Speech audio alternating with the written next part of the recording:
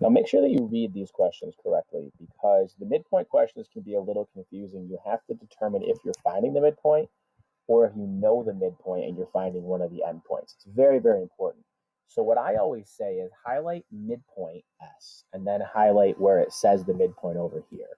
So that will clue me into if I'm finding the midpoint or if I'm finding the other endpoint, which we'll do a little bit later on. Because once these problems start getting mixed together, it's much, much harder to determine exactly what they want you to do. Okay, so like I said, I'm gonna do this two ways, and then I'm gonna do it two ways this time, and then I'm never gonna do it two ways again, unless you personally ask me to do something with you individually.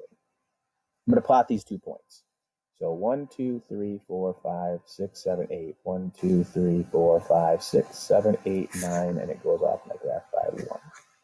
Okay, so 10. So there's 8, 10, and that's T.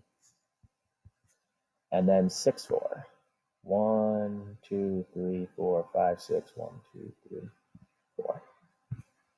And then Y. Okay, so now to find the midpoint on the graph, it's not a complex thing to do. You want to draw the slope in like we did before. That's not a very good arrow. Let me try again. Okay, and then over here. Just like I did before. 1, 2, 3, 4, 5, 6. 1, 2, 3, 4, 5, 6, 7, 8, 9, 10, 11, 12, 13, 14. Count carefully. You put the negative on there for the negative 6 as we're going down. And then what I'm going to do is I'm going to chop those two in half, so I want to know where the middle is. All right, to know where the middle is, I need to know halfway. So I'm going to chop those in half. And then what I'm going to do is I'm going to start at the same end I started at before, and I'm going to use that new slope right there to find the middle. So I'm going to go down 1, 2, 3, and then over 1, 2, 3, 4, 5, 6, 7. Now, I didn't draw my line very straight. If I drew a better line, so let me draw a better line through there. It will go through the midpoint. So if anybody thought to themselves, it doesn't go through the midpoint. If I draw a better line, it goes through the midpoint. Okay? I should show this.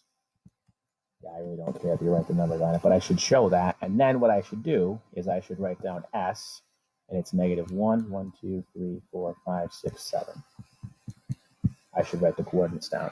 All right? So that's on the graph. It's probably the best way for most of you to do it because it's going to follow along what we're doing for slope and distance and midpoint and endpoint. They all have the same process.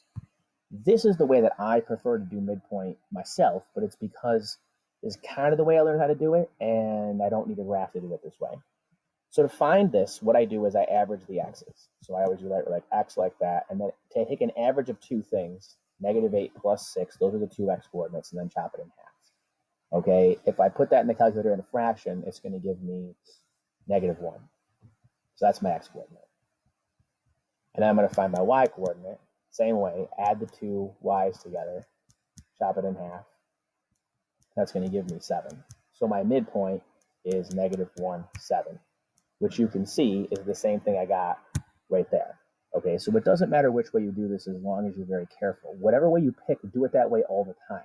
Okay, and then the real caveat with this is if you're going to do this method right here, you have to make sure that you're actually finding the midpoint and not an endpoint because this average thing will not work for endpoint. It is very specific to that kind of problem right there.